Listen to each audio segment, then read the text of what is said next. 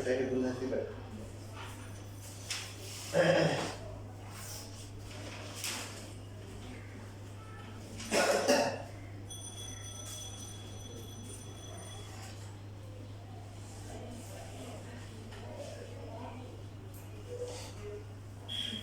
আচ্ছা দেখো এখানে কোশ্চেন যেটা বলছে যে এটাও লেখা লাগবে না, বোঝানোর জন্য আমি প্রথমে গ্রাফটা দেখাচ্ছি যে একটা বৃত্ত আছে, তার সেই বৃত্তটা কত 1 - 1 1 - 1 বিন্দু দিয়ে যায়, মানে সরি -1 - 1 বিন্দু দিয়ে যায়, একটা কি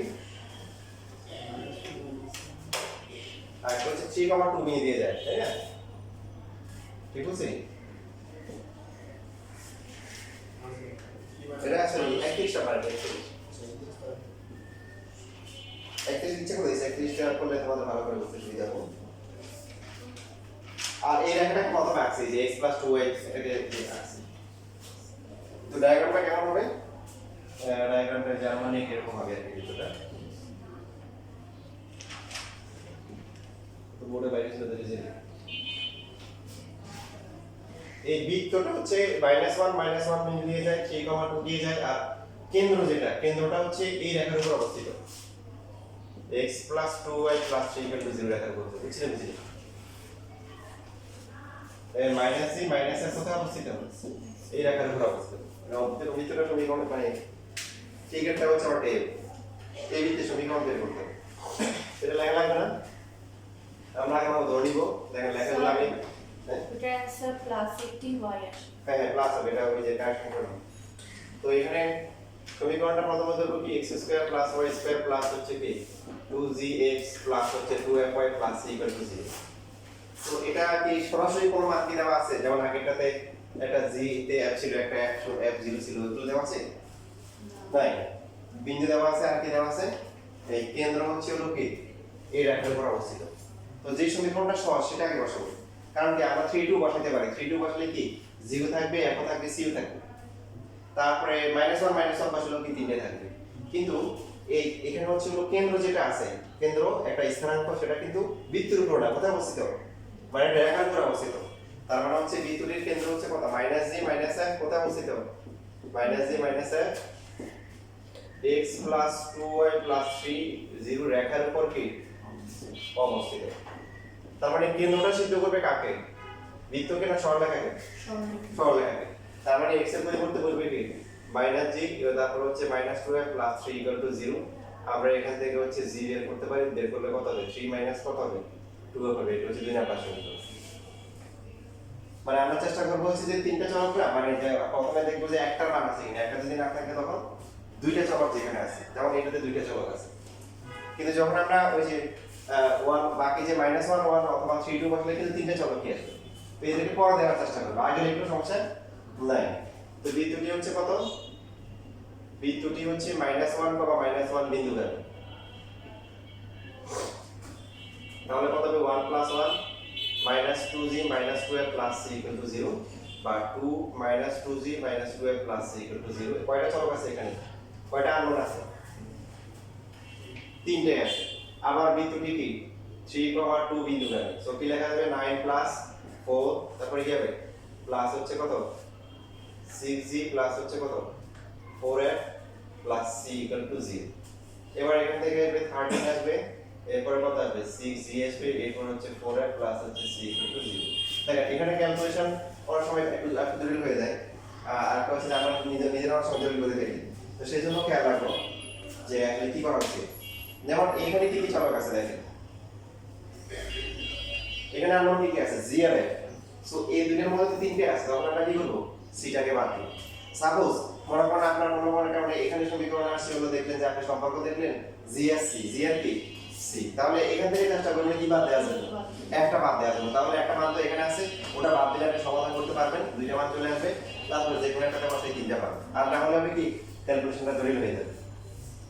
সো আমরা এখানে হচ্ছে c বাদ দেওয়া খুবই সহজ। c এর ক্ষেত্রে কি করতে হয়? বিয়োগ করতে হয়। 4 থেকে 3 অথবা 3 থেকে 4 বিয়োগ করলে c বাদ যাবে। সো 13 থেকে 2 গেলে কত হবে? 11 হবে। 6g থেকে 2g গেলে কত হবে? 2g গেলে কত? +8g হবে। 4f থেকে -12 গেলে কত? ঠিক আছে। সো এখানে লেখার ভুল হলে বলি 11, এর মধ্যে হচ্ছে হলো কি c এর ভ্যালু জানি কত? মাইনাস 3 মাইনাস কত 2. 2 এর প্লাস হচ্ছে 6 ইকুয়াল টু 0 24 মাইনাস 16 এর প্লাস হচ্ছে 6 ইকুয়াল টু 0 মাইনাস 10 এর আর এটা কত আসে 11 আর হচ্ছে হলো কি মাইনাস 35 না সো এর ভ্যালু কত হবে ডিভাইড করলে 7 বাই কত 2 এর ভ্যালু পেয়ে গেছে সো এর ভ্যালু যদি আমরা 2 নাম্বার বসাই কি পাবো G. জি এবার জি আর এফ যদি আমরা 3 অথবা সি এ 4 এর যে কোনটাতে বসাই সি ও পেয়ে যাবো ঠিক আছে জি এফ সিলেক্ট করতে হবে কি করতে হবে G. জি এফ এবার দেখ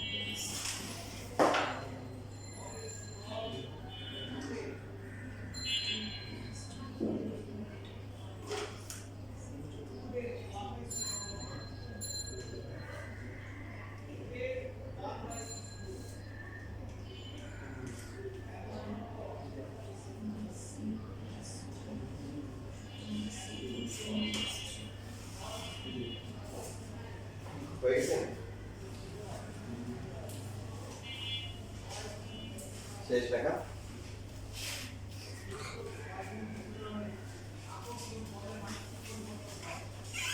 আচ্ছা তাহলে তোমরা একটা কাজ করি, চেষ্টা করি বাসায়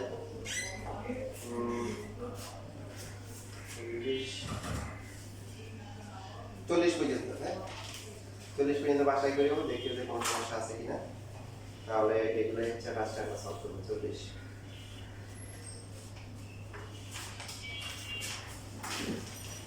কত ভিতর